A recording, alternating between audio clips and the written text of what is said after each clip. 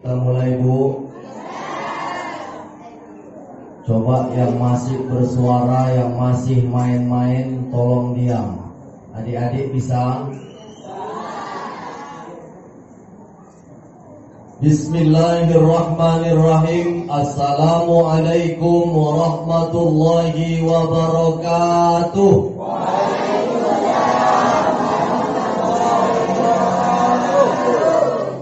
Kedengarannya kurang serempak.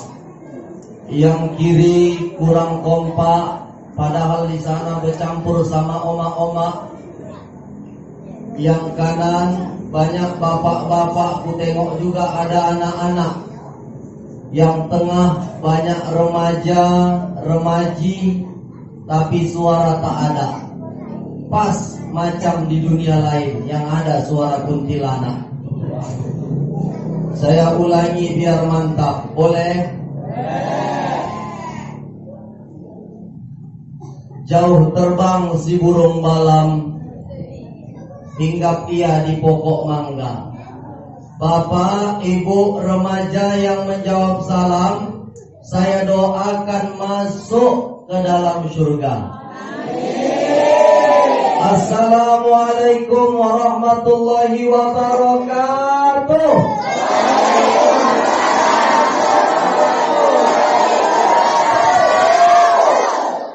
Saya baru tahu di Masjid Nurul Iman ini ada jamaah yang berani bentak-bentak ustaz. Bentak-bentak ustaz orang ini Pak Ibrahim. Mentang-mentang ustaznya masih muda, bentak-bentak. Alhamdulillahilladzi wa ilaikal mustaka wa antal musta'an.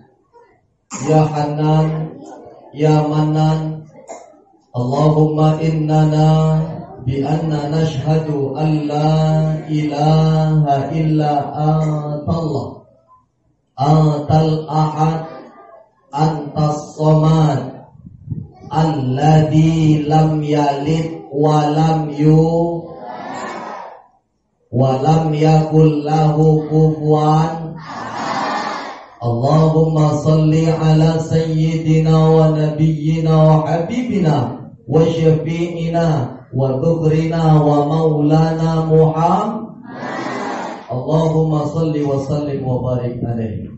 Qala Allah Ta'ala fi kitabihil karim, wa huwa asdaqul qailin wa biqawlihi yahtadil muhtadin. A'udzu billahi minasy syaithanir rajim. Bismillahirrahmanirrahim. Laqad kana lakum fi rasulillahi uswatun hasanah liman kana yarjullaha wal yawmal akhir wa dzakarallaha katsira.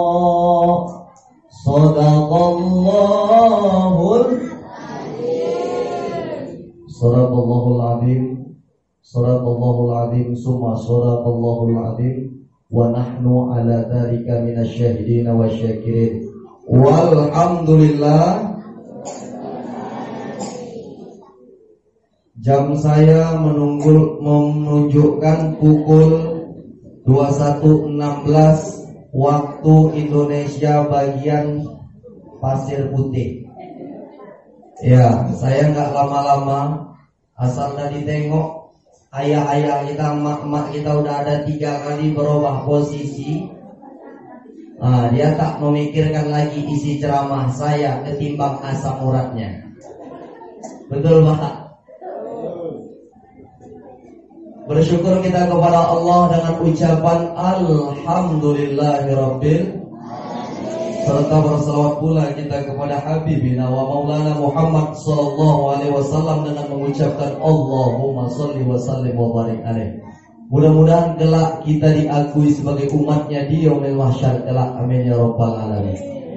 Yang saya muliakan bapak-bapak, ibu-ibu, ayahanda, ibunda yang besar tak bisa kami himbau gelar, yang kecil tak bisa kami sebutkan nama, BKM, STM, aparat desa, dan adik-adik yang hadir pada malam hari ini. Mudah-mudahan desa kita ini, terkhusus di Pasir Putih ini, mendapat berkah dari Allah Subhanahu wa taala. Amin. Amin ya rabbal alamin. Remaja. Mana remaja? Remaja.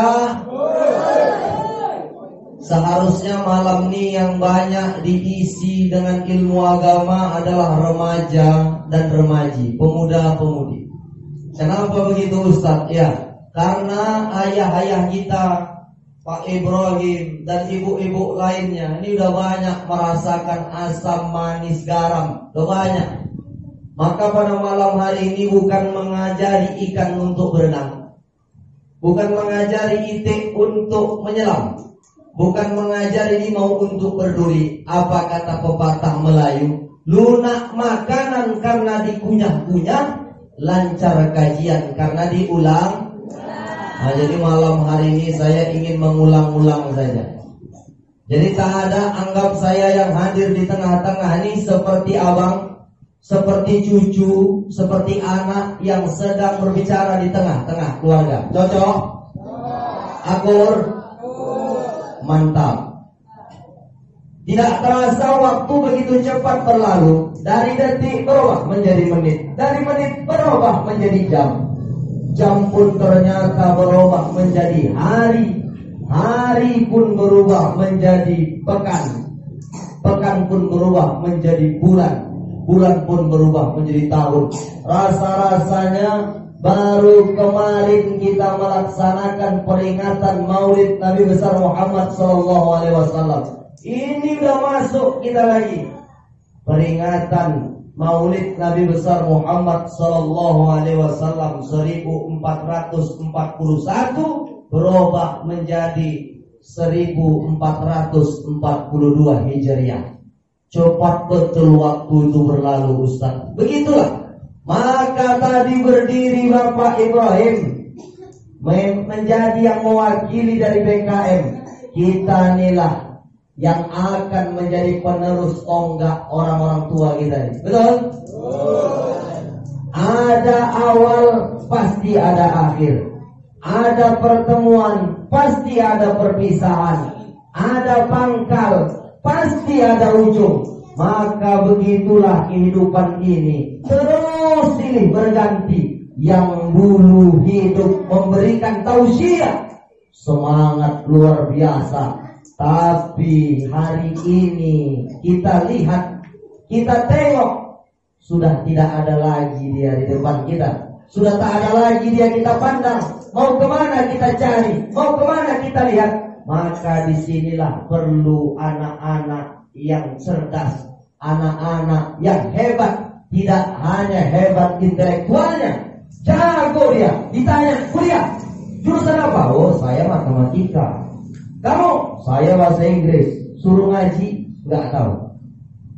Disuruh baca surah At-Tin, bisa nyasar ke surah Al-Asr. Kok bisa gitu Ustaz? Wattini wazzaitun wa turi sinin wa hadzal baladil amin.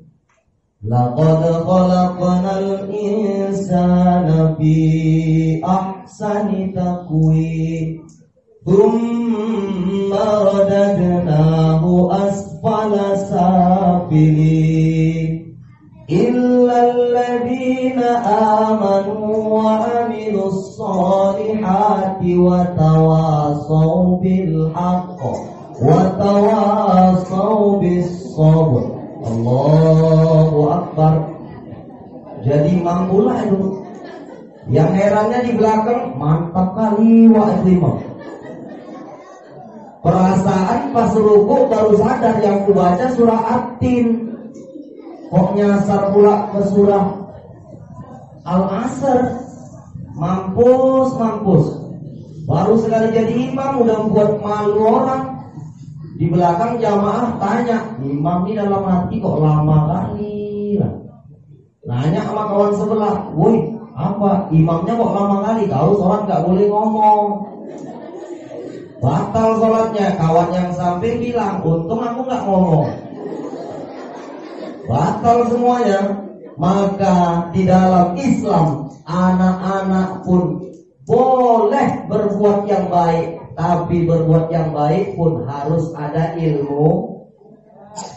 Semua siapapun orangnya, laki-laki perempuan, mesti berbuat baik. Tetapi kalau berbuat baik tidak dengan ilmu yang benar, maka bisa menyesatkan dan bisa mengajak orang lain kepada kesesatan. Maka diutusnya Rasulullah Sallallahu Alaihi Wasallam pinomat paling tidak 3 hal yang dibawa oleh Rasulullah Sallallahu Alaihi Wasallam. Ibu, Bu, masih semangat? Remaja masih semangat? Kepiting menjepit kerang dijepit di balik batu. Pasang kuping ibu, bapak, remaja terang-terang, biar Ustadz India jelaskan satu persatu. Apa itu Ustaz? Yang pertama yang dibawa oleh Rasulullah Sallallahu Alaihi Wasallam adalah akidah. Apa? Akidah. Apa itu Ustaz akidah? Akidah itu ilmu kalam. Selain itu Ustaz apa? Akidah itu fikih akbar. Berarti ada fikih kecil Ustaz ya. Fikih kecil itu kalau anjurannya kuat wajib, kalau anjurannya tak kuat sunnah, larangannya kuat haram, larangannya tak kuat makruh. Tak ada larangan, tak ada anjuran, namanya mubah. Itulah fikih kecil. Tapi ada fikih akbar, membahas, mengkaji tentang keesaan Allah Subhanahu wa ta'ala. Qul, katakan Muhammad, qul huwallahu ahad. Allah itu esa, Allah itu satu, Allah itu tunggal, tak berbilang. Tiada Tuhan selain Allah. La ilaha illallah. Maka kalau keyakinan kita mau bertambah, orang tua kita bilang bacalah ayat kursi. Bacalah ayat kursi. Ternyata di dalam ayat kursi artinya banyak tentang keyakinan kita kepada Allah Subhanahu wa ta'ala. Allahu la ilaha illa huwal hayyul qayyum la ta'khudhuhu sinatu wa la naum. Dialah Allah yang maha memelihara, yang maha menjaga. La ta'khudhuhu sinatu wa la naum. Jangankan tidur, jangankan terpejam, mengantuk saja pun tidak. Andai ada orang sedang mengantuk, dipegangnya aqua botol. Kalau orang mengantuk, aqua botol itu bisa terjatuh atau tidak? Bisa. Begitulah orang mengantuk. Tapi Allah maha terbebas daripada maha ngantuk. Allah tidak maha tidur, Allah tidak maha ngantuk. La ta'khudhuhu sinatu wa la naum. Membaca ayat kursi akidah kita bertambah apa yang dimiliki oleh Allah. Lahu ma fis samawati wa ma fil ardh. Kepunyaan Allah yang ada di langit dan yang ada di bumi. Maka bacalah ayat kursi. Ada anak-anak tak bisa tidur malam, nangis, bacakan ayat. Ibu-ibu ngantuk tapi dipejamkan mata, tidak juga mau tidur, bacakan ayat. Kalian anak remaja sekolah, sekarang ini musim corona, tak ada sekolah, dining di rumah, betul? Kalau kalian di sekolah tiba-tiba kawan kalian, wah, rupanya kejang-kejang kerasukan jin, bacakan juga ayat kursi. Di mana bacanya Ustaz? Di telinganya. Tapi jangan pakai mikrofon. Kalau pakai mikrofon nanti habis sadar dia pecah gendang telinganya. Jadi bacakan gimana Ustaz? Pelan-pelan saja. Engkau dengar, dia pun dengar. Allahu la ilaha illa huwal hayyul qayyum la ta'khudhuhu sinatun wa la nawm. Bukan makin sadar, bukan makin hilang jinnya, malah ketawa jinnya Ustaz. Gimana itu Ustaz? Gimana mau sembuh? Orang yang bacakan sama yang kerasukan 11-12 sama jin. Kalau bisa yang membacakan pun rajin sholat. Ini masjid Nurul Kita inilah yang muda-muda mengisi azan di dalamnya.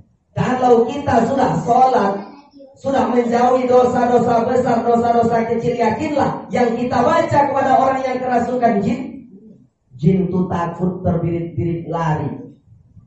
Tapi kalau kita pun kesana kemari pakai celana itu ketat kurang ketat, apalagi anak-anak gadis. Tapi kalau anak gadis di Pasir Putih ini nggak ada yang seperti itu Pak Ibrahim, betul?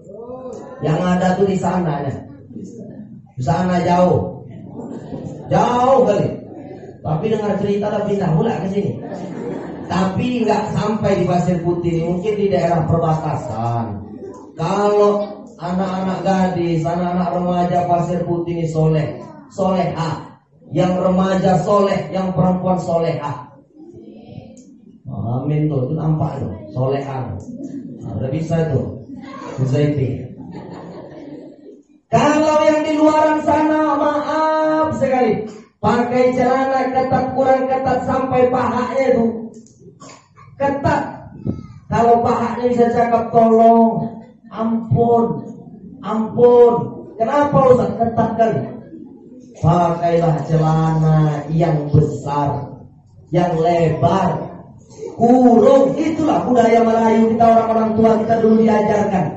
Bagaimana menutup aurat, rambutnya tertutup, badannya tertutup, kakinya tertutup.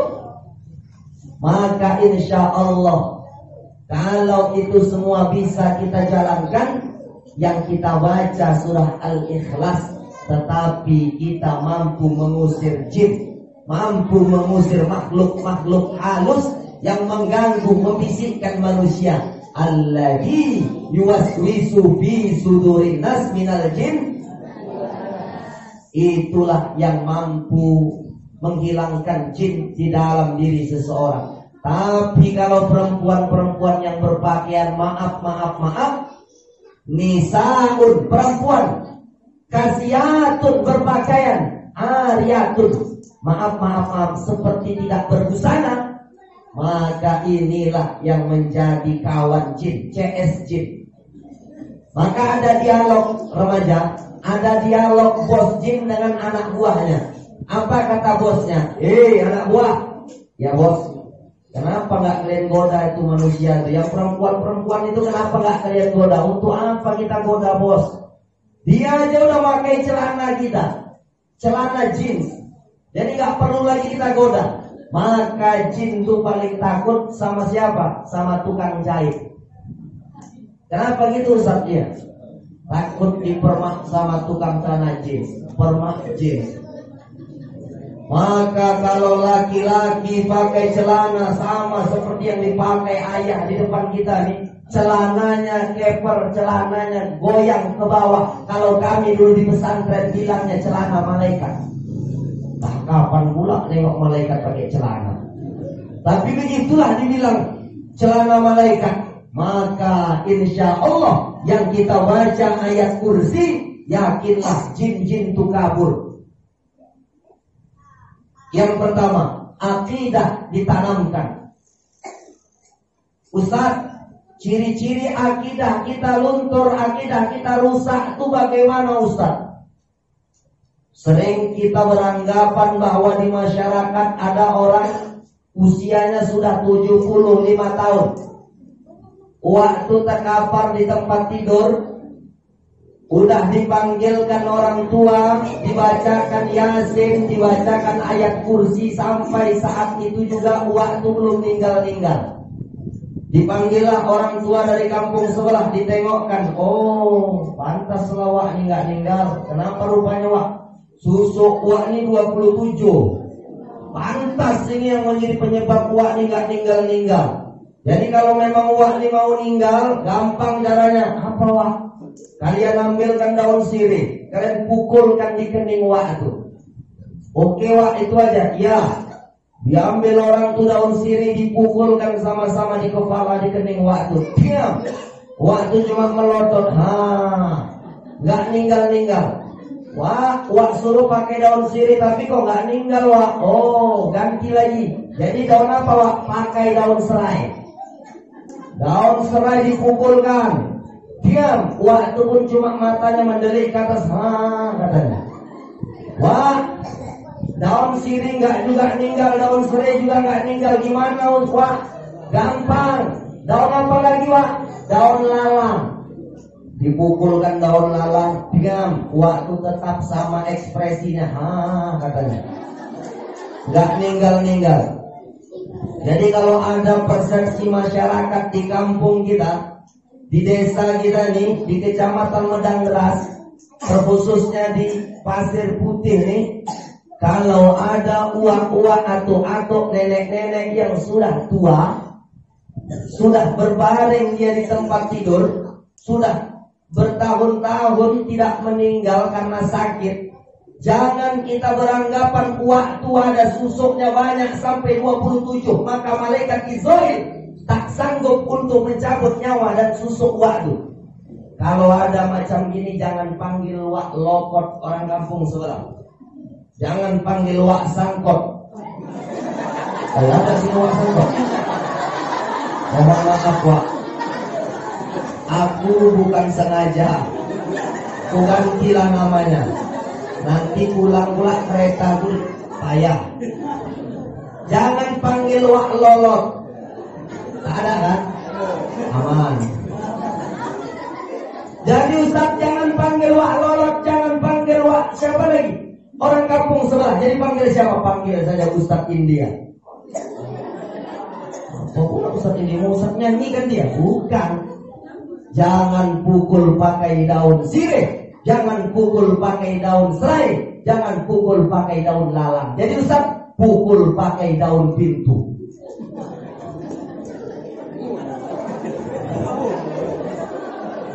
Pukul pakai apa Ustaz? Pakai daun pintu. Pilih pintunya si kayu jati. Kalau bisa yang masih basah, sama-sama kita hitung, kita hompokkan kepada waktu. 1, 2, 3, 4. Diam. Kujamin waktu ninggal. Betul Pak Ibrahim. Jadi jangan kita beranggapan sesuatu itu ada kaitannya dengan mistis, ada kaitannya dengan ilmu-ilmu gaib.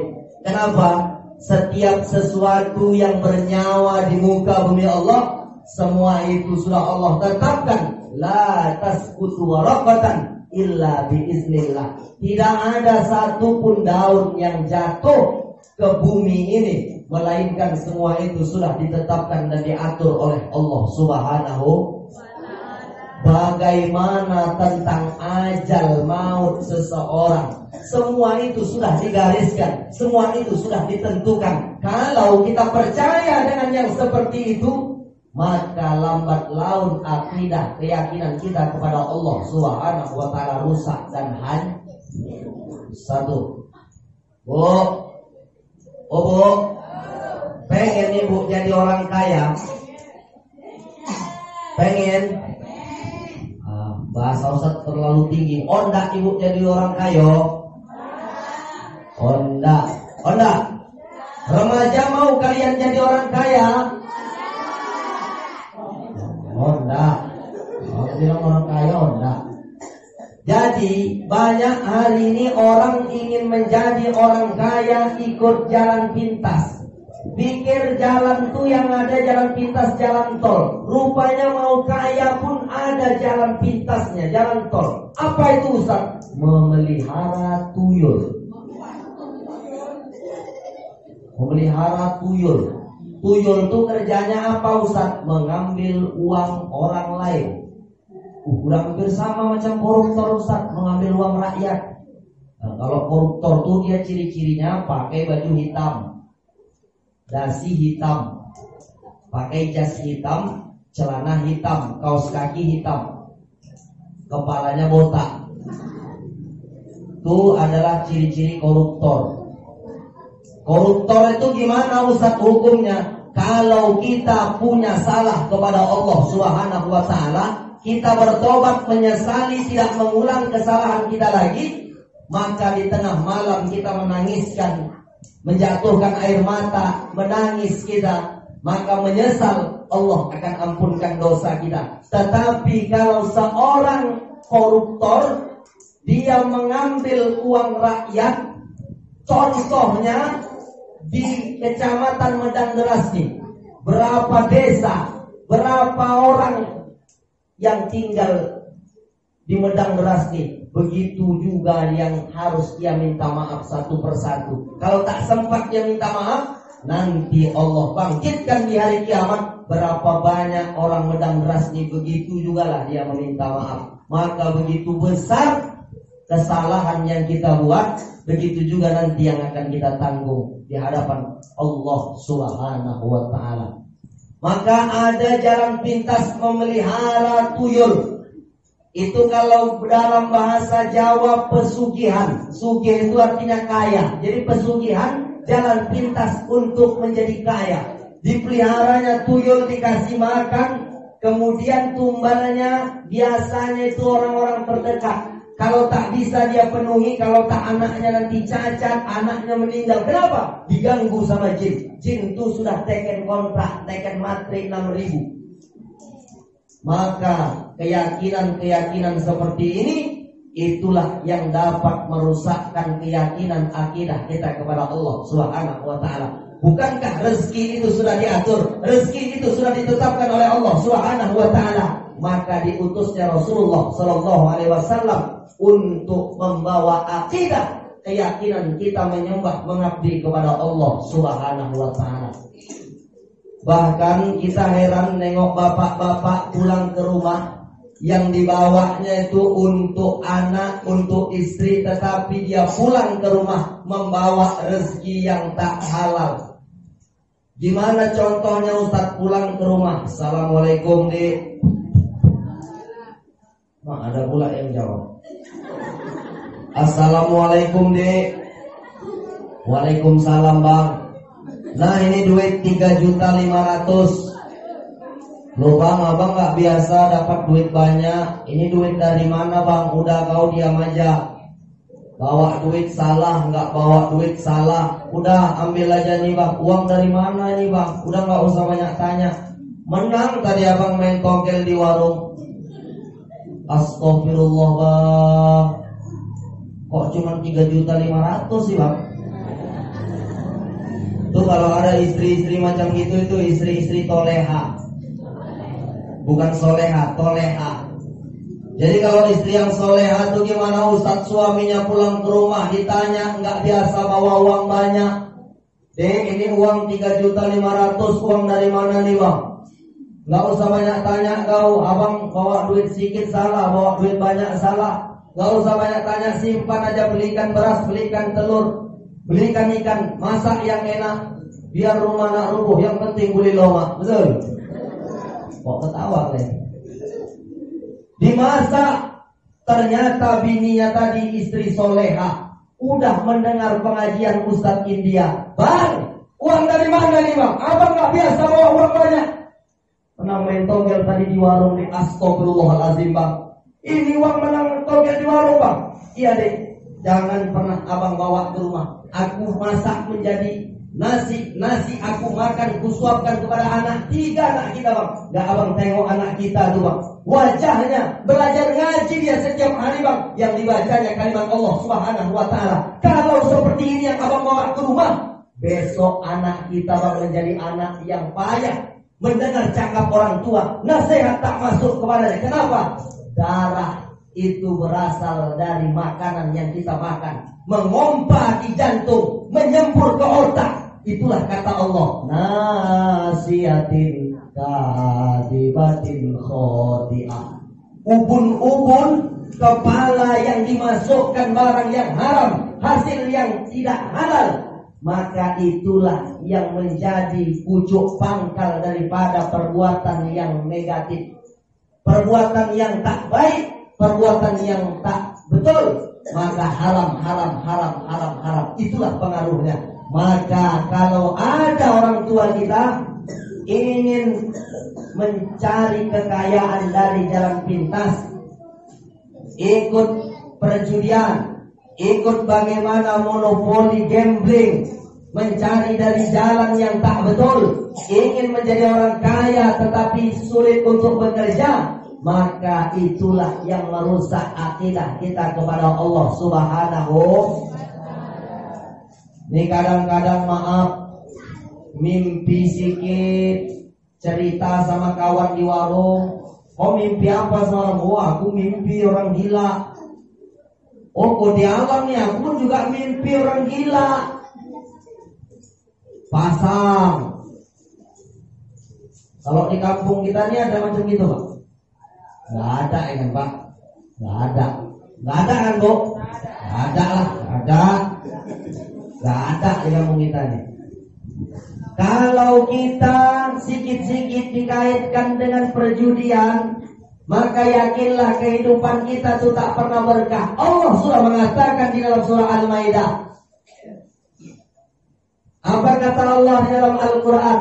Ya ayyuhalladzina amanu innamal khamru wal maisir.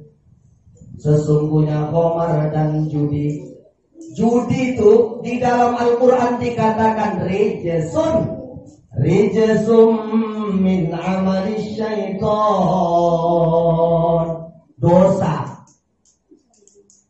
dan perbuatan syaitan. Al-Quran sangat jarang menggunakan kata rijsun. Kenapa begitu Ustaz? Rijsun itu artinya dosa, tetapi Al-Quran sangat jarang menggunakan kata rijsun. Rijsun itu digunakan di dalam Al-Quran untuk menunjukkan perbuatan itu betul-betul nenek moyang daripada dosa yang kita buat. Maka judi di dalam Al-Quran Allah Subhanahu wa ta'ala mengharamkannya di dalam surah Al-Maidah.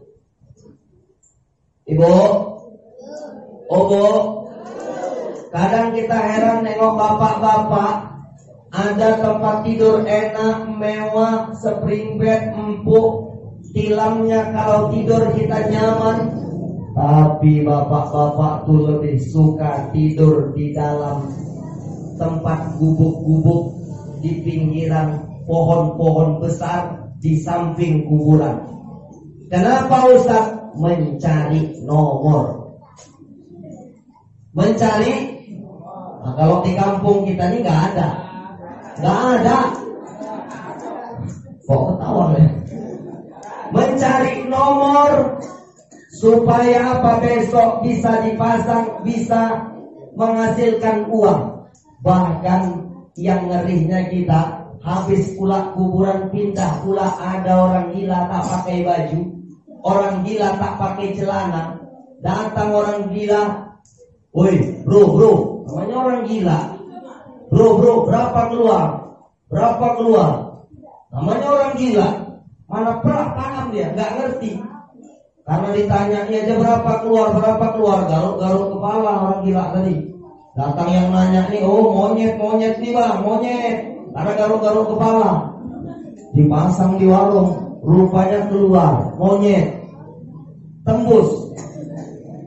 Besok makin banyak yang menanya orang gila. Ada orang gila dipanggil ditanya. Ada orang gila dipanggil ditanya. Terakhir yang menanya lebih gila daripada orang gila. Itu tak betul. Itu tak dianjurkan di dalam Islam. Bahkan haram hukumnya ketika kita menghalalkan perjudian, gambling untuk jalan pintas, memperkaya diri. Itulah yang merusak akidah kita kepada Allah Subhanahu. Ayahanda, ibunda yang dimuliakan oleh Allah Subhanahu wa ta'ala, maka ciri-ciri akidah kita itu rusak, kita percaya selain daripada Allah Subhanahu wa taala, itulah akidah kita rusak dan goyah.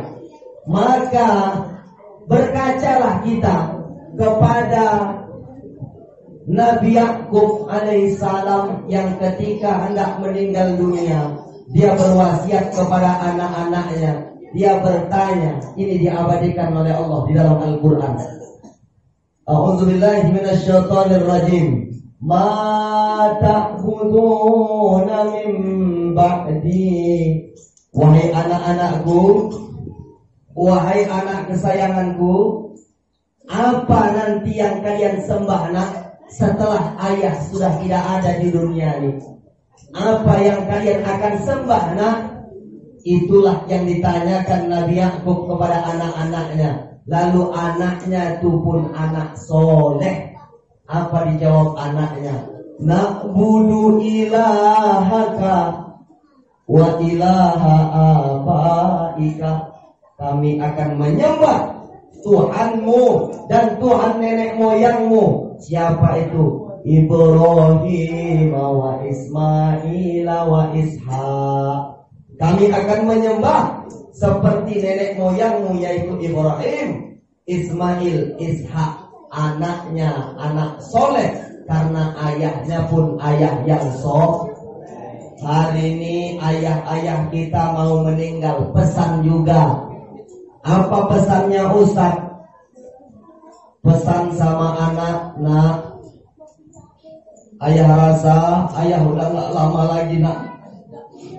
Jangan sedih gitu lah ya. Kami semua sayang sama ayah. Jangan sedih gitu ya. Ayah rasa umur ayah udah tak panjang lagi nak. Ayah ingin pesan sama kalian. Pesan apa itu ya? Rumah kita kan samping rumah Wak Petot.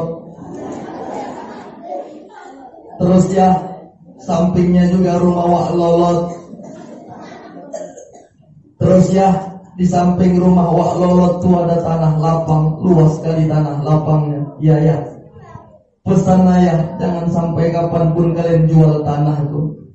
Kenapa ya? Ya bukan ayah punya tuh. Ayah sekarang kalau berwasiat kepada anak yang ditanya bukan akidah bagaimana menyembah kepada Allah, tapi yang ditanyanya tentang harta. Maka nggak heran hari ini meninggal orang tua, anak di sana bawa parang, bawa pisau, bacok-bacokan bagi harta. Maka na'udzubillah, maka tinggalkanlah anak-anak kita keyakinan yang besar, yang kalau mereka berpegang kepada itu, mereka tak ragu lagi siapa yang mereka sembah. Hari ini banyak mereka menjadi pemimpin, mereka menjadi aparat, mereka menjadi pemimpin untuk masyarakat banyak. Tapi berapa banyak mereka menghambakan diri kepada jabatan, menghambakan diri kepada uang. Kalau ada uang, urusan akan lancar. Ada fulus, jalan pun mulus. Tak ada fulus, jalan pun putus. Itulah orang yang menghambakan diri kepada uang, bukan menghambakan diri kepada Allah Subhanahu wa ta'ala. Kita sering terkecoh. Lebih bagus mana? Kehilangan sesuatu karena Allah, atau kehilangan sesuatu karena Allah, atau kehilangan Allah karena sesuatu.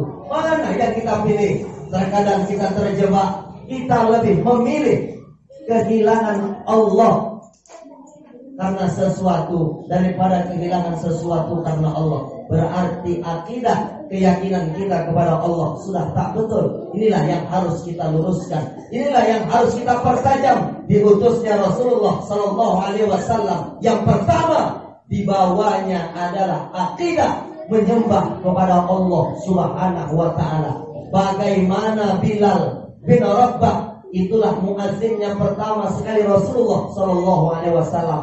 Sampai di akhir hayatnya, yang keluar dari lisannya adalah ahad.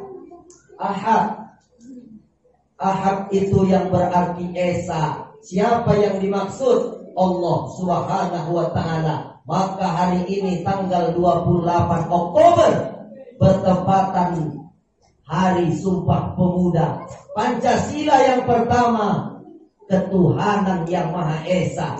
Esanya itulah tak bisa dihilangkan, tak bisa ditinggalkan. Kenapa? Allahu Ahad. Itulah yang keluar dari lisan Bilal. Bahkan ketika hidup Bilal, apa yang ditanya Rasulullah, ya Bilal, sami'tu na'alaika baina yadayya fil jannah. Bilal, aku dengar terompahmu, aku dengar sandalmu, aku dengar selopmu sudah di surga terdengar bersamaku.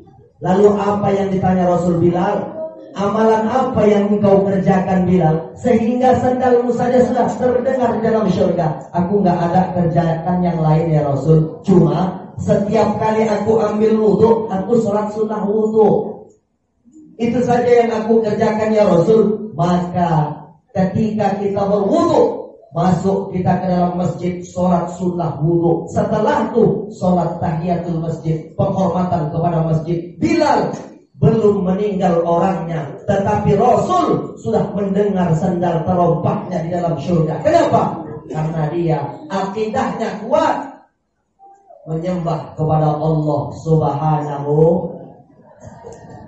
Maka ibunda ayah anda yang dimuliakan Allah Subhanahu wa ta'ala, akidah mantap. Setelah itu yang dibawa Rasulullah Sallallahu Alaihi Wasallam adalah syariat. Apa Pak? Syariat apa yang dibawa Rasulullah? Yang dibawa oleh Nabi Muhammad Sallallahu Alaihi Wasallam adalah syariat sholat. Masjid Nurul Iman, tengok dindingnya, sudah mau dibesarkan masjid kita nih. Bentar lagi kalau masjid kita berjalan dengan lancar, kokoh, sholat kita di dalamnya, agaknya bangga kita menjadi orang Islam. Bangga kita menjadi orang pasir putih. Masjid kami Nurul Iman besar, megah. Tapi apa kata orang non-muslim? Kami nggak akan gentar, kami nggak akan takut kepada orang Islam. Maulid ratusan ribu orang, tabligh akbar, ada ustadz-ustadz terkenal, ustadz-ustadz hebat, ustadz-ustadz tenar, ramai sampai jutaan orang. Tetapi kami akan takut dan gentar kepada orang Islam kalau sholat subuhnya sudah sama dengan sholat Jumat. Kami akan takut. Yang ditengok, yang dilihat lagi-lagi sholat kalau sholat subuhnya aja 3 saf 4 saf, berarti maghribnya penuh. Betul? Lagi-lagi yang ditengok sholat subuh. Tetapi kalau maghribnya cuma 3 orang, 3 orang yang sholat, yang azan, yang iqamah, makmumnya 2 orang sama imam 1, 3 orang. Berarti alamat subuh cuma 1 orang. Itu pun yang membuka, yang menutup, yang azan, yang bentang sajadah, pemain tunggal putra. Dia yang buka pintu masjid, kalau ada kentungan beduk dia yang beduk. Setelah itu dia yang azan, setelah itu dia yang iqamah, setelah itu dia yang jadi imam, dia pula yang menjadi makmum. Namanya pemain tunggal putra. Pulang dari masjid, apa kata orang? Borongan nih ya mas, diborong semua. Tapi saya yakin di desa kita nih, insya Allah jamaahnya selalu meramaikan masjid. Betul? Terlebih di sini yang ingin suaminya, anak-anaknya ke masjid, semua ini tak terlepas daripada dorongan emak-emak. Bu, mau suami ibu rajin ke masjid? Ibu harus mencontoh anak-anak remaja. Kenapa rupanya Ustaz? Anak-anak remaja ini belum menikah. Tapi kalau di sosial media, di Facebook, Instagram, Telegram, Kilogram, orang ini sudah menggombal. Remaja, kalian gombal-gombalan di Facebook kan? Kata yang laki-laki, papa kamu petani ya. Datang yang perempuan, kok tahu? Karena kau telah menanam benih-benih cinta di hatiku. Yang laki-laki ini suka gombal, maka kalian kalau kenal sama yang laki-laki, kalau dia cuma pandai gombal-gombal, itu tak laku. Jadi yang laku gimana Ustaz? Mereka yang berani datang ke depan ayah kandungmu, mereka sambil berucap, Pak, Om, Wak, saya mau menjadi menantu Bapak. Itu yang bagus, yang harus dipilih. Macam yang ngaji tadi, Fikri, ataupun paling tidak macam yang pembawa protokol tadi. Itu yang harus dijadikan calon idaman. Ini kadang-kadang tidak jumpa di keyboardan. Musik di keyboardan itu bukan tak ada eloknya, tak ada bagusnya. Kenapa Ustaz? Dari yang tua, yang kecil semua beradu di dalam tuh. Dari tukang-tukang minuman alkohol Alkamputia, Watopeng Merengia, Topi Merengia maksudnya, Waltuakia, masuk di dalamnya, bercampur baur, anak gadis, anak lajang yang bukan mahram. Bagaimana masuk kumpul di dalam? Pas kebetulan di situ ada pula ayahnya. Nggak terasa dekat-dekat ayahnya bersenggolan sama anaknya. Lo ya kok di sini? Kamu ngapain di sini? Ya udahlah ya, kata anaknya, kita satu perjuangannya. Itu pula yang gawat. Maka anak-anak kita, suami mau rajin datang ke Masjid Nurul Iman, tak terlepas daripada nasihat dan omongan ibu. Bu, siap menyuruh bapak ke masjid? Caranya harus menggombal seperti anak-anak remaja. Bang, abang kalau pakai peci, pakai kopiah bang, pakai sarung, pakai baju koko, ganteng abang bang. Kalah Aliando bang. Ke masjid ya bang, terserah lah bang. Abang mau pakai sarung apa? Gajah duduk, gajah telentang, gajah telungkup, lungging, tengkurap ku gosok kan bang. Mau pakai sarung apa bang? Cap mangga bacang, mangga kuini, mangga beras lagi ku gosok kan bang. Pulang nanti kita makan pisang kepok goreng bang, sama ku buatkan teh manis. Mau abang ke masjid bang? Kalau macam gitu mau abang ke masjid bang? Mau. Tapi kadang-kadang ibu-ibu ini tidak ibu-ibu di sini, di sana. Di sana, kalau menyuruh suami itu bukan main, macam orang lain. Kadang menyuruh suami itu bukan pakai tangan bang, pakai kaki. Ke masjid bang, ke masjid bang.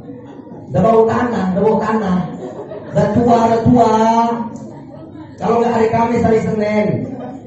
Ntar lagi mau meninggal bang, ke masjid. Datang suaminya jadi maksud kau apa? Kau doakan aku juga mati ya. Jadi kau maksud kau apa? Dan gitu bang. Tengok itu Wak Leman itu bang, rajin kali ke masjid. Ada Wak Leman sih. Tengok itu Wak Anto itu bang, rajin kali ke masjid. Gak ada Wanto kan? Datang suaminya jadi maksud kau apa? Wak Anto pula kau bandingkan. Dia udah nikah aku sama Wak Anto kan? Maksudnya bagus, nyampaikan yang gak bagus bu, ujung-ujungnya bisa bergaduh.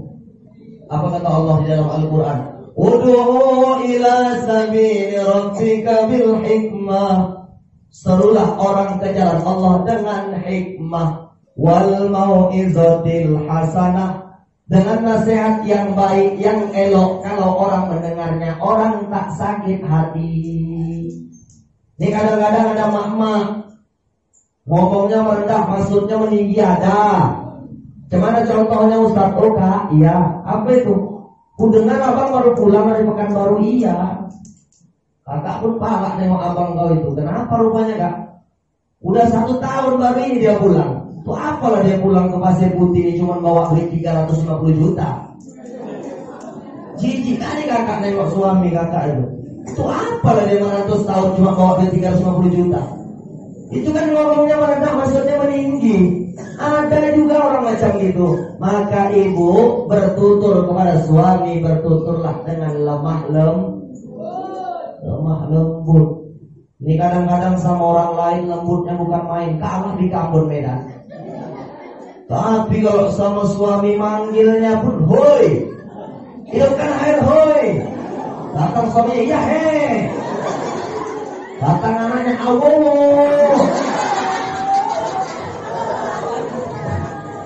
Ulah macam berbinatangnya. Manggillah yang bagus, sapa dengan baik. Suami mau sholat Jumat, siapkan sarungnya. Ya Pak. Nih kadang-kadang suami mau sholat Jumat, pakai baju ngambil sendiri, sarung ngambil sendiri. Ibu harus siapkan, ibu walaupun tak sholat Jumat datang ke Masjid Nurul Iman, ibu dapat pahala sholat Jumat. Lu kok bisa dapat Ustaz? Ibu nyiapkan servis suami. Udah datang hari Jumat, baju digosok, baju putih. Warna kesukaan Nabi itu 3, putih, polos, hitam, polos, hijau, polos. 3 kesukaan warna baju Nabi. Maka kenapa Islam itu harus pakai yang putih-putih? Karena Nabi menganjurkan hijau baru hitam. Maka malamnya aku ikut sedikit warna hitam. Ada pun yang putih macam protokol dari mantap. Gosokkan bu, sarungnya gosokkan. Selopnya kalau sudah di Jumat tuh cuci terus, taruh di depan teras. Jadi abang udah mau pergi tinggal nyambar. Ini kadang-kadang kesian ya Allah, ada bapak-bapak kerja dia maaf melaut. Pas pulang dikejarkan sholat Jumat. Namanya melaut lapar, makan di rumah, itu makan keburu-buru azan. Allahu Akbar, Allahu Akbar. Makan pun ditinggalkan, mandi cepat-cepat buru-buru. Pas kebetulan ibu, istri itu tak menyiapkan pakaiannya untuk ke masjid. Dibawanya lah biasa dia pakai boxer, pakai celana sampai selutut, sampai masjid dipakainya. Tapi hampir satu masjid itu dibuat heboh, geger sama dia. Kenapa Ustaz? Gitu sampai masjid. Karena biasa bawa sarung di sini sampai masjid baru dipakai. Rok bininya terbawa. Saking cepat-cepat buru-buru rok bininya terbawa gitu mau dipakai. Rupanya biku-biku rok kakak itu dibawa. Pulang lagi ke rumah. Ibu yang gak menyiapkan pakaian suami untuk sholat Jumat, ibu tak dapat pahala sholat Jumat. Siapkan. Selopnya dicuci, jangan sampai mereka mau pergi ke masjid. Dek, mana selop? Tengoklah di depan bang, tengok yang ada selop bininya. Gak mungkin dipakai ke masjid selop bininya, selop teklek. Apa dibilang orang itu macam gak punya selop aja kan? Heboh. Tengoklah di belakang bang, gak ada. Tengok di belakang yang ada selop anaknya. Gimana dek naruh selop? Coba pintu samping bang, mana tahu ada. Dapatlah satu lagi di bawah pohon nangka. Itu pun warnanya putih, satunya hijau. Itulah dibawa suami ke masjid, pulang bawa karpil. Datang istrinya, bang, mantap apa? Berhasil nampaknya. Kenapa bang? Tadi suami dibawa karpil. Udah diam-diam aja kau, jangan sampai tahu orang. Kompaan pula. Itulah yang tak bagus. Ibu suami diservis, ibu suami agar rajin ke masjid. Bagaimana berdialog dengan suami dengan kata-kata yang santun. Siap? Iya, tak ada ibu-ibu. Siap? Yang membilang siap tuh yang masih ada suaminya. Ini tak ada suami siap. Nah, yang udah siap bilang tuh yang udah menikah. Kalian jangan pula. Siapa pula mau kalian siapkan? Maka setelah itu suami akan rajin ke masjid. Ustaz, kami sudah pagi, petang, siang, malam, sore menasihati suami, tapi belum juga suami itu mau ke masjid Ustaz. Gimana Ustaz?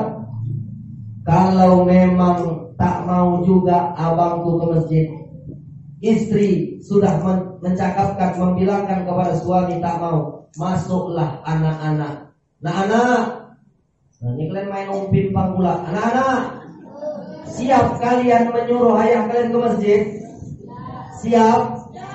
Mulai besok kata Ustaz India ya, kami juga harus menasihati ayah supaya rajin ke masjid. Kalian panggil ayah, ya. Apa kata ayah? Saya nak, kalian bilang sama ayah, sepohon kayu daunnya rimbun, lebat bunganya serta buahnya, walaupun hidup 1000 tahun, kalau tak sembahyang apa gunanya? Dah, kalian bilang gitu sama ayah, ayah kalian tadi di ruang tamu, pindah pula dia ke teras. Kalian bilang lagi, ya saya nak sepohon kayu, daunnya rimbun, lebat bunganya serta buahnya. Walaupun hidup 1000 tahun, kalau tak sembahyang apa gunanya? Ayah kalian tadi di teras, pindah pula dia ke kamar. Kalian panggil lagi, ya. Tapi sambil manggil tuh, kalian tengok muka mata ayah kalian tuh. Kalau matanya merah, jangan kalian teruskan. Jadi Ustaz lari. Kenapa Ustaz dipukul dan nanti? Bilang seperti itu, insya Allah ayah kalian akan sholat. Ustaz, istri sudah menasihati Ustaz, anak-anak sudah menasihati, belum juga mau ke masjid Ustaz. Ada apa ini Ustaz? Mereka nggak mau juga ke masjid. Berarti ada yang salah. Apa itu Ustaz? Masjid belum menjadi tempat yang nyaman untuk para bapak-bapak. Caranya gimana? Inilah tugas para BKM dengan masyarakat. Masjid itu bersih, masjid itu wangi. Terlebih sound sistemnya harus bagus. Kalau jamaah yang di belakang akan masuk khusyuk ketika sholat, ketika yang dibaca oleh imam, ketika yang dilantunkan oleh imam masuk ke telinga. Setelah masuk dia ke telinga, baru masuk dia ke hati. Bagaimana akan masuk ke hati kalau ke telinga pun tak masuk? Ada gitu Ustaz, gitu takbir Allahu Akbar, mic sudah scoring, nggak khusyuk, nggak tenang kita di belakang. Maka diperhatikan sound system masjid. Setelah itu kebersihan, terlebih sajadah dipakum, dibersihkan, dipakum, biar pasir-pasir, kotoran-kotoran benang-benang habis. Ini kadang-kadang sujud Allahu Akbar, habis salam pegang kening lengket pasir, pegang sebelah kiri kotoran cicak, pegang sebelah kiri bau sambal belacan. Nggak khusyuk, nggak tenang. Maka kebersihan masjid itu dijaga, dibersihkan. Insya Allah mereka akan datang kepada Masjid Nurul Iman. Kalau memang tak mau juga ke masjid, akan ada masanya. Engkau yang tak mau sholat di belakang imam, nanti akan ada masanya engkau disolatkan di depan imam. Namanya sholat jenazah. Maka kita tak mau itu semua. Maka segeralah kita ramaikan masjid. Karena bisa jadi hari ini di kampung kita nih, di dusun kita nih Pasir Putih nggak ada yang kena corona COVID-19. Salah satunya orang-orang tua kita Pak Ibrahim. Masih banyak yang meramaikan masjid. Masih ada yang sholat berjamaah. Masih ada yang berzikir di tengah malam beribadah kepada Allah. Inilah yang akan meredam murka Allah Subhanahu. Maka bersyukur kita kepada orang-orang tua yang hari ini masih mendukung anak-anak remaja untuk mengadakan PHBI, perayaan peringatan Hari Besar Islam. Kalau ini tidak terus dilaksanakan, anak-anak kita ini jauh daripada ahli fikih, jauh daripada ulama, maka bencana musibah itu akan datang. Maka ayo ramaikan masjid, ayo kita dirikan masjid. Kadang-kadang maaf, masjid ini didirikan kadang banyak orang yang protes. Ala Pak BKM, Pak Ibrahim, buat apalah masjid dibangun besar-besar? Belum tentu nanti ada yang ngisi. Belum tentu nanti ada yang sholat di sana. Nggak masalah. Kita bangun dulu fisiknya, setelah itu baru kita bangun umat masanya. Betul? Ini kadang-kadang banyak kali komentar orang. Ya dibangun fisiknya, nanti belum tentu ada yang sholat. Nggak masalah. Kita bangun dulu fisiknya, setelah itu baru kita bangun umatnya. Kita ramaikan masjid. Kalau masjid cantik, orang pasti datang, orang pasti nyumbang. Ya tapi itu kan dananya bukan sedikit, banyak. Nggak masalah. Allah Maha Kaya. Kita bangun rumah, bangun teras, bangun garasi siap, bisa. Masa bangun rumah Allah nggak siap? Datang yang bandel, yang kaya kan Allah Ustaz. Tapi banyak bayaran cicilan angsuran Ustaz. Ini anggaran banyak Ustaz, ratusan juta, belum lagi nanti penggelembungan dana mau berapa ratus juta Ustaz. Mau berapa tahun siap? 10 tahun pun gak masalah. Ya Ustaz lah ninggal lah Ustaz. Ninggal pula dipikirkannya. Kalau waktu ninggal, besok cucu anaknya di sini yang meramaikan masjid. Biarkan proses pembangunan berjalan. Kutip dari rumah ke rumah. Kalau dari rumah ke rumah dapatnya segitu-segitu saja, buat lagi perkembangan baru. Kasih tiap-tiap rumah amplop kosong. Terserah mau isi berapa. Insya Allah rezeki Bapak akan berlimpah ruah. Kenapa? Ketika kita membantu, memberikan sumbangan. Karena Nabi mengatakan, man bana masjidan, siapa yang membangun masjid, banallahu baitan mislahu fil jannah, Allah akan bangunkan kepadanya rumah istana yang megah di dalam surganya Allah Subhanahu. Berkah itu akan datang, masjid terbangun. Gak terasa ada angkat tangan Ustaz, aku gak bisa bantu dengan uang Ustaz. Tapi di kebun saya tuh Ustaz ada 2 pokok pohon durian Ustaz. Buahnya sudah gak ada lagi, tapi kayunya masih bagus Ustaz. Saya sumbangkan kepada masjid, silahkan. Ada lagi angkat tangan Ustaz. Tetangga saya Ustaz, famili saya Ustaz, mereka punya pabrik batu bata Ustaz. Nanti saya sumbangkan 10.000 batu bata. Maghrib nanti Ustaz, sore sertu di depan masjid Ustaz. Jalan bagus Ustaz, alhamdulillah. Ada yang ngasih keramik, ada yang ngasih kusen, ada yang ngasih pintu. Semuanya gratis Ustaz. Orang semacam inilah nanti yang berkalang tanah. Masuk sudah menghadap kepada Allah Subhanahu wa ta'ala. Tapi malaikat munkar nakir ketika hendak menyiksa, seakan ada benteng, seakan ada penghalang. Kenapa? Ada yang memberikan pahala jariah. Itulah yang akan dapat menyelamatkan kita di hadapan Allah Subhanahu. Ibu mau semacam itu Bu? Bu mau? Kalau ibu punya uang di dalam ATM ibu 10 juta, ibu masukkan 1 juta ke kas infak Masjid Nurul Iman. Kemudian ibu besok meninggal, yang menjadi tabungan ibu yang 1 juta di dalam kas Nurul Iman atau yang 9 juta di dalam ATM? Yang mana Bu? Yang 1. Begitulah sebenar-benarnya tabungan kita di hadapan Allah Subhanahu wa ta'ala. Bahkan emas ibu yang ada di tangan, suami ibu menangis, tapi ketika menangis tangan suami itu begini. Cepat kali kau meninggal deh. 20 tahun kita berumah tangga, tak pernah menyesal aku menikah kepadamu. Tapi tangannya begini biar ibu tahu kenapa. Dia menengok mana yang cocok untuk pengganti emak untuk anak-anaknya. Bapak-bapak menangis, tapi bapak-bapak sana. Kalau bapak-bapak pasir putih ini, ya Pak Ibrahim, insya Allah baik-baik semuanya. Sayang sama bini, betul? Insya Allah. Maka ibu, gunakan harta kita untuk pembangunan Masjid Nurul Iman. Gunakan harta kita untuk menyantuni anak yatim. Ini pula nanti yang akan menjadi penyelamat di hadapan Allah Subhanahu wa ta'ala. Akidah mantap, syariat mantap. Yang ketiga adalah akhlak. Maka Nabi mengatakan, innama bu'istu liutammima makarimal akhlak. Sesungguhnya Rasul diutus ke dunia ini tak lain dan tak bukan hanyalah untuk menyempurnakan akhlak. Maka akhlak itu harus baik. Ibu berucap kepada suami, suami berucap kepada ibu dengan kata-kata yang santun, yang romantis. Singkat saja, karena waktu sudah 1 jam. Betul?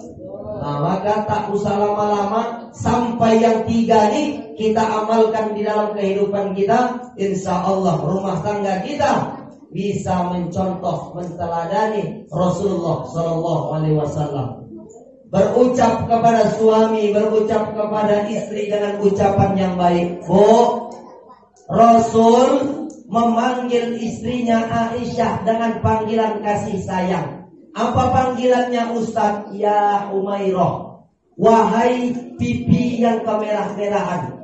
Kebetulan pipi Aisyah tuh merah seperti tomat.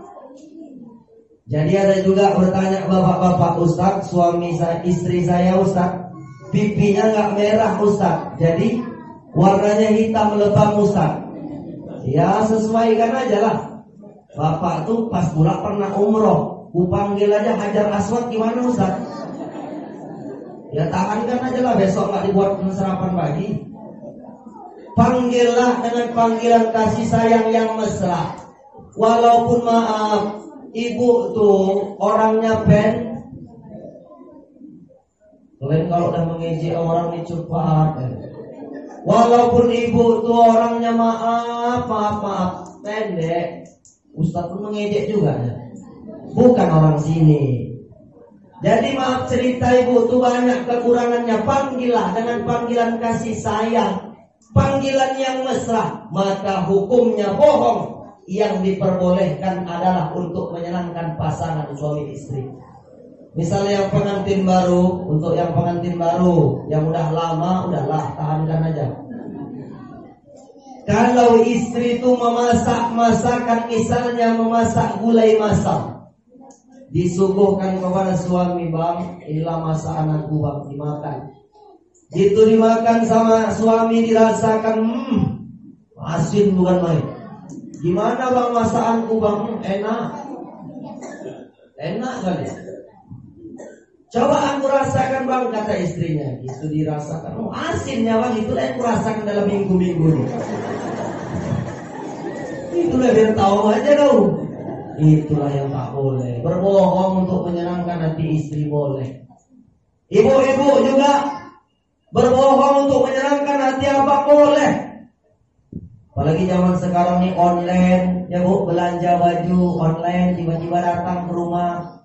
Kalau dulu belanja baju, desak-desakan rame, belum lagi nyium ketiak orang mau belacang, belum lagi dekat-dekat rame. Sekarang online, dipesankanlah suaminya baju online. Bang, abang pakai baju gini bang, cantik baju abang, mirip ustadz di TV itu bang, mirip ustadz India.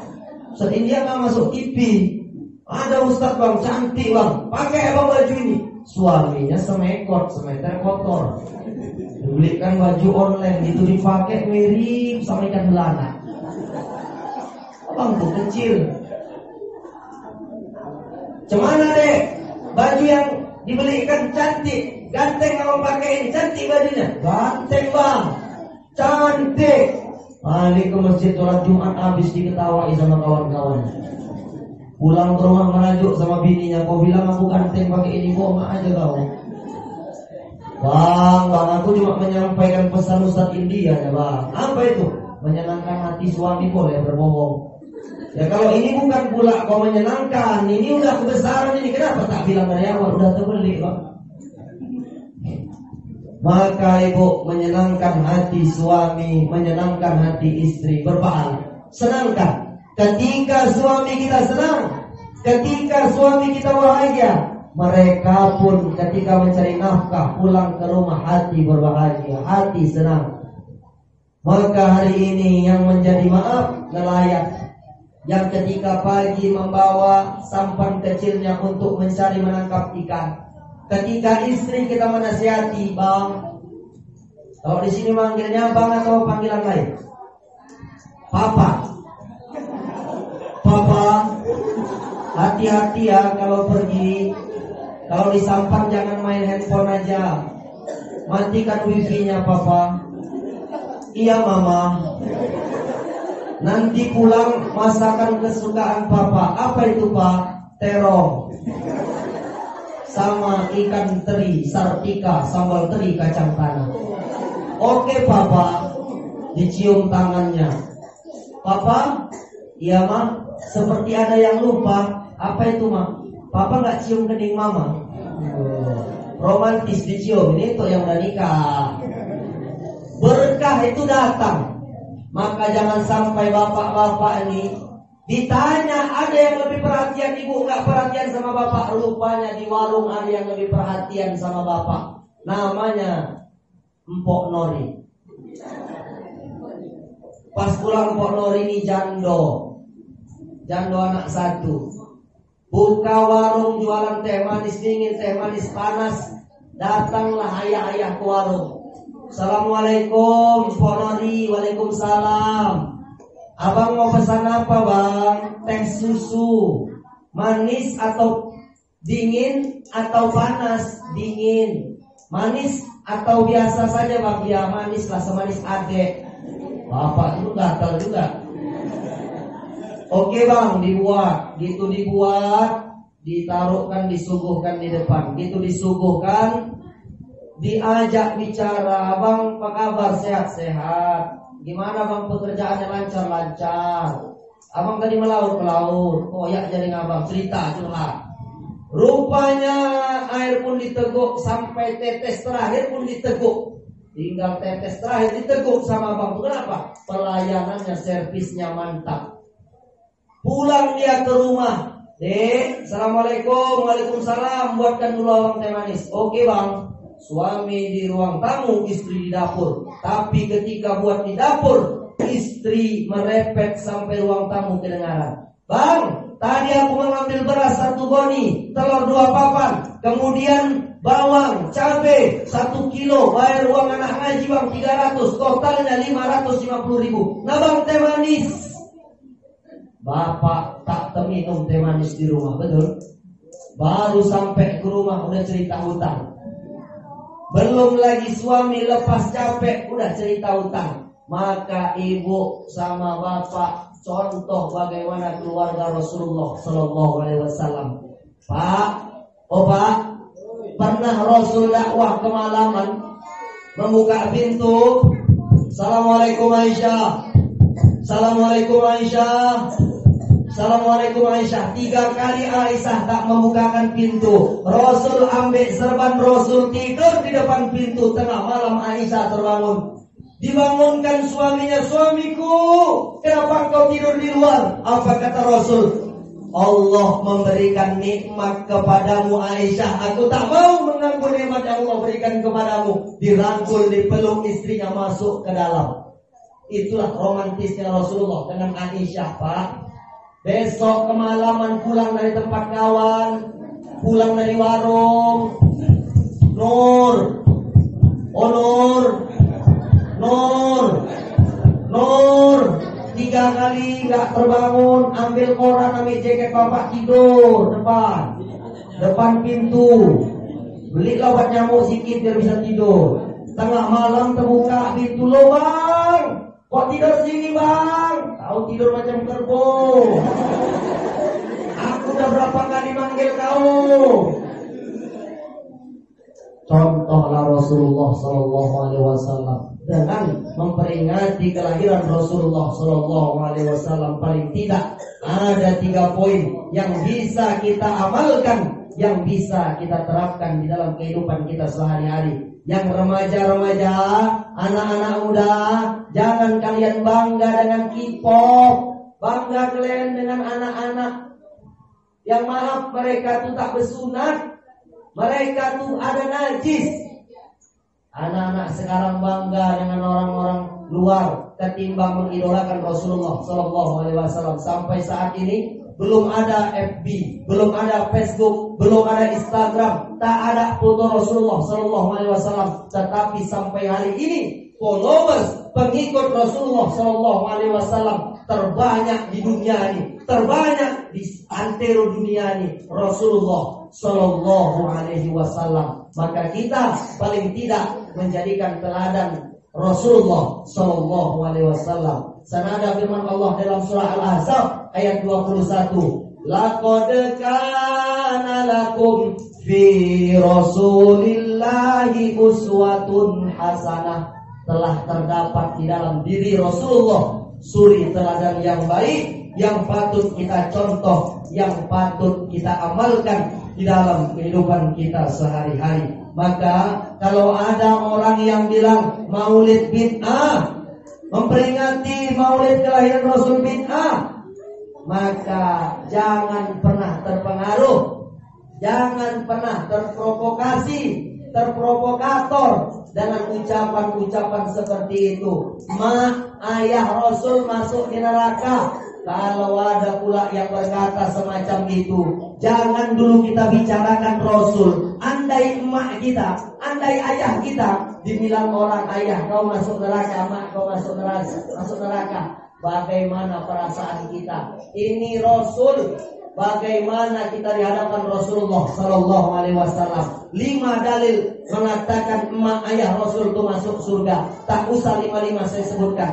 1 dalilnya adalah dalil qat'i dari Quran, bukan zonni. Kalau zonni itu masih sangka-sangka, tapi qat'i dari Quran. Apa itu Ustaz? Wa ma kunna mu'adzibina hatta nab'atha rasula. Tidaklah diazab seseorang kalau belum sampai Nabi kepadanya. Maka ajaran Nabi Isa alaihissalam 325 tahun hilang. Muhammad ada 571 Masehi. Antara Nabi Isa dan Nabi Muhammad itu jauh, maka disebut dengan ahlul fatrah. Maka ibu Rasul masuk ke dalam surga. Itulah dalil dari Al-Quran. Ada 5, tapi tak usah pada kita sebutkan. Maka kalau ada di antara kita, ada yang bercakap, kalian yang memperingati maulid Nabi, tak ada dianjurkan sahabat, tak ada dianjurkan Nabi. Siapa bilang Rasul itu puasa hari Senin, Rasul itu puasa hari Kamis, hari Senin dia berpuasa. Ketika ditanya, ya Rasulullah, kenapa engkau puasa? Daka yauma wulidtu, hari Senin itu adalah hari kelahiranku, maka Rasulullah berpuasa. Hari Kamis kenapa dia berpuasa? Ketika dalam sepekan hari Jumat, pahala dosa akan naik kepada Allah Subhanahu wa taala. Ketika Rasulullah di hadapan malaikat, dia hendak pahala terakhirnya adalah berpuasa. Itulah kenapa Rasul puasa hari Senin dan kenapa puasa hari Kamis. Bapak Ibu yang dimuliakan Allah Subhanahu wa taala, demikianlah yang bisa saya sampaikan. Ada yang benar datang dari Allah Subhanahu wa taala, ada yang silap yang salah datang dari saya sendiri. Mudah-mudahan pertemuan kita mendapat berkah dari Allah Subhanahu wa taala. Marilah kita menundukkan kepala, marilah kita bermunajah kepada Allah Subhanahu wa taala agar yang kita kerjakan, agar yang kita lakukan dari mulai tadi sampai saat ini dihitung sebagai pahala. Marilah kita beristighfar kepada Allah Subhanahu wa taala. Astaghfirullahaladzim, astaghfirullahaladzim, astaghfirullahaladzim, astaghfirullahaladzim. الذي لا إله إلا هو الحي القيوم وأتوب إليه ولا حول ولا قوة إلا بالله العلي العظيم. أعوذ بالله من الشيطان الرجيم. بسم الله الرحمن الرحيم. الحمد لله رب العالمين، والصلاة والسلام على أشرف الأنبياء والمرسلين وعلى آله وصحبه أجمعين. حمدا شاكرين، حمدا نائمين، حمدا يوافي نعمه ويكافي مزيده. يا ربنا لك الحمد كما ينبغي لجلال وجهك الكريم وعظيم سلطانك. اللهم اغفر لنا ذنوبنا ولوالدينا وارحمهما كما ربيانا صغيرا، ولجدنا ولجداتنا ولآبائنا ولأمهاتنا ولجميع أهل القبور من المسلمين والمسلمات والمؤمنين والمؤمنات الأحياء منهم والأموات إنك على كل شيء قدير. Duhai Allah yang maha pengasih, yang maha pengampun, pada malam hari ini kami adahkan kedua tangan 10 jari menghadap kepadamu. Ya Allah, ampunkan dosa kami, ampunkan kesalahan kami, baik yang sengaja ataupun yang tidak kami sengaja. Andai dosa kami telah Engkau ampunkan ya Allah, ampunkan pula dosa ibu bapak kami. Sayangi mereka sebagaimana mereka menyayangi kami di waktu kami kecil. Duhai Allah, terkadang banyak perintah-Mu yang kami tinggalkan, dan banyak pula larangan-Mu yang kami kerjakan. Jangan karena itu Engkau tepis segala harap dan pinta kami kepada-Mu ya Rabb.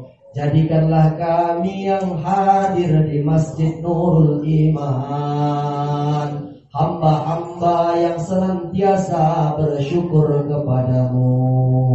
Andai di sini kami menjadi seorang suami, ya Allah, jadikanlah kami suami yang adil di tengah-tengah keluarga. Kami mencari nafkah, membanting tulang, peras keringat untuk anak dan istri kami.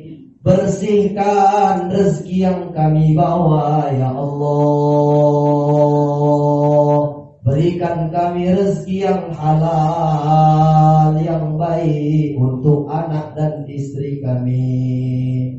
Duhai Allah, andai kata di sini kami menjadi seorang istri, jadikanlah kami istri yang salihah, istri yang taat dan patuh kepada perintah suami.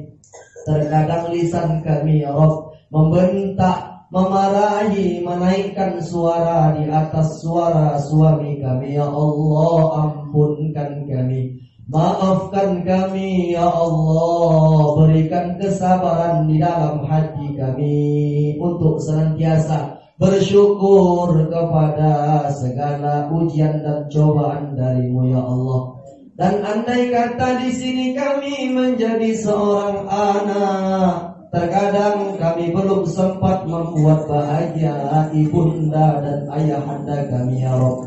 Terkadang kami menjatuhkan air mata mereka ya Rabb karena tingkah dan kesalahan kami. Ampunkan kami, maafkan kami ya Allah, ya Rabbal Alamin. Duhai Allah, ketika nanti Engkau kumpulkan kami ya Allah, kumpulkan kami dengan ibu bapak kami, kumpulkan kami dengan sanak saudara kami. Kami rindu ingin bertemu Nabi Muhammad sallallahu alaihi wasallam. Ya Allah, dengan salawat yang senantiasa tercurahkan, terucap dari lisan dan bibir kami, maka dengan sebab ini pula dapat kami bertemu dengan baginda Muhammad sallallahu alaihi wasallam. Satu pinta kami ya Rabb, ketika Engkau hendak mencabut nyawa kami, lancarkan lisan kami untuk mengucapkan kalimat La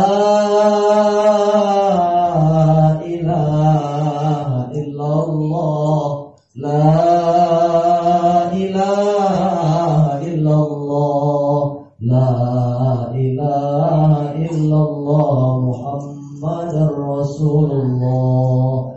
Rabbana atina fid dunya hasanah wa fil akhirati hasanah wa qina adzabannar, wa qina adzabannar. Wa sallallahu wa sallam alaihi walhamdulillahi rabbil alamin. Demikianlah yang bisa saya sampaikan. Insyaallah kita akan bertemu dan bersua kembali, insyaallah pada gelombang dan siaran yang sama, yaitu berpacu dalam ibadah di Masjid Nurul Iman. Kusangka terbit bulan purnama, namun bintang tak muncul jua. Di lain waktu kita berjumpa. Semoga Allah meridhoi kita. Ikan melana si ikan kakap, kakap melompat di atas pasir. Sudah banyak saya bercakap, saya permisi sebelum diusir. Betul? Nah, dah, sebetul aja lah. Nasrul minallah wa fathun qarib wa basyiril mu'minin billahi taufiq wal hidayah wa ridha wal inayah. Assalamualaikum warahmatullahi wabarakatuh.